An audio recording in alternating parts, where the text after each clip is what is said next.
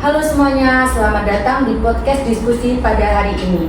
Di episode ini kita mau ngobrol tentang sesuatu yang tampaknya sederhana tapi efeknya sangat besar dalam kehidupan digital kita. Khususnya bagi generasi Gen Z, topik kita hari ini adalah etika berkomentar di media sosial. Kenapa sih topik ini tuh penting? Karena hampir setiap hari kita bersentuhan dengan komentar-komentar, entah sebagai pemberi komentar ataupun penerima komentar. Dan komentar itu bisa membangun suasana positif, tetapi juga bisa merusak mental seseorang. Jadi yuk kita bahas sama-sama. Hari ini saya juga tidak sendirian. Sebelum kita mulai, saya perkenalkan terlebih dahulu para pembicara pada hari ini. Ada Adinda Dewi Fatimah sebagai moderator yang akan memandu jalannya diskusi. Lalu Viola Dea Zahra sebagai narasumber pertama.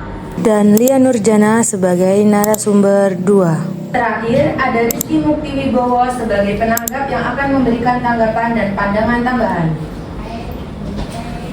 Baik, supaya tidak berlama-lama, saya persilakan moderator untuk memulai diskusinya. Oke, makasih kakak hostnya udah buka podcast pada hari ini. Jadi gini teman-teman, media sosial itu udah kayak rumah kedua kita. Kita ngobrol, bercanda, debat, semua ada di sana. Tapi karena semuanya serba cepat dan kadang anonim, banyak orang lupa kalau komentar itu tetap harus ada etikanya. Masih sering banget kita lihat komentar yang nyeleneh, nyakitin, atau asal ketik.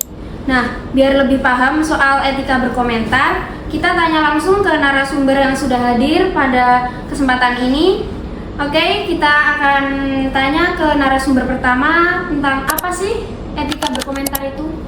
Menurut saya ya, etika berkomentar itu kayak aturan nggak tertulis supaya kita tetap sopan dan nggak bikin orang sakit hati waktu kita ngetik sesuatu di media sosial.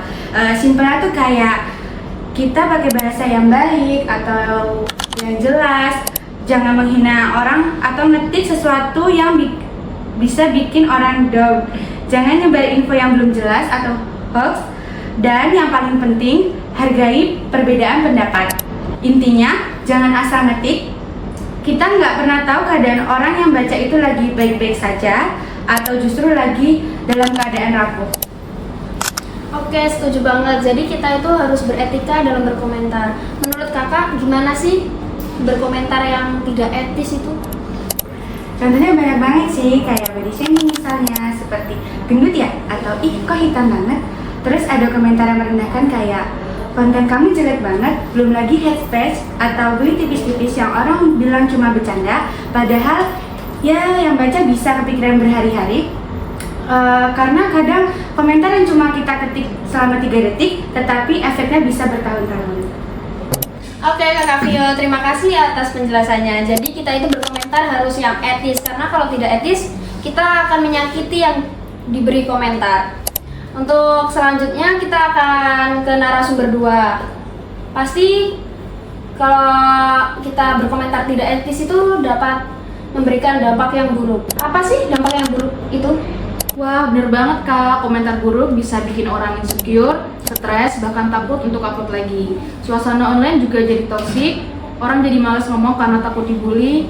Makanya sebagai warga digital, kita bikin ruang online lebih nyaman, bukan bikin tambah toksik.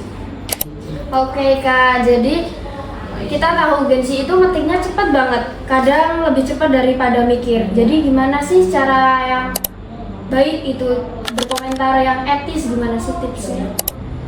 Nah, jadi gini Kak, tips berkomentar secara etis bagi anak muda zaman sekarang itu kita perlu berpikir dahulu sebelum mengetik sesuatu. Terus kita juga boleh berpendapat, tapi kita nggak perlu memaksa orang lain itu untuk menerima pendapat kita. Nah, terus juga kritik tuh boleh, asal jangan terlalu memaksa ke kontennya atau fisiknya. Terus juga kalau kita nggak suka ya tinggal scroll aja. Oke, terima kasih Kakak Lia tipsnya.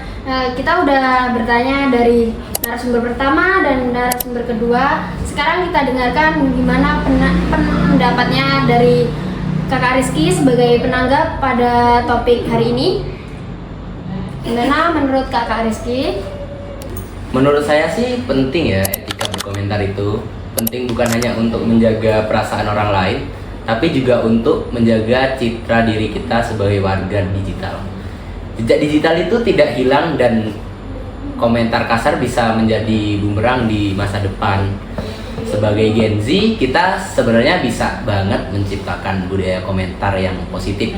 Misalnya memberi dukungan kecil seperti semangat atau kontennya bagus kak. Komentar sederhana seperti itu bisa memberi efek besar bagi orang lain.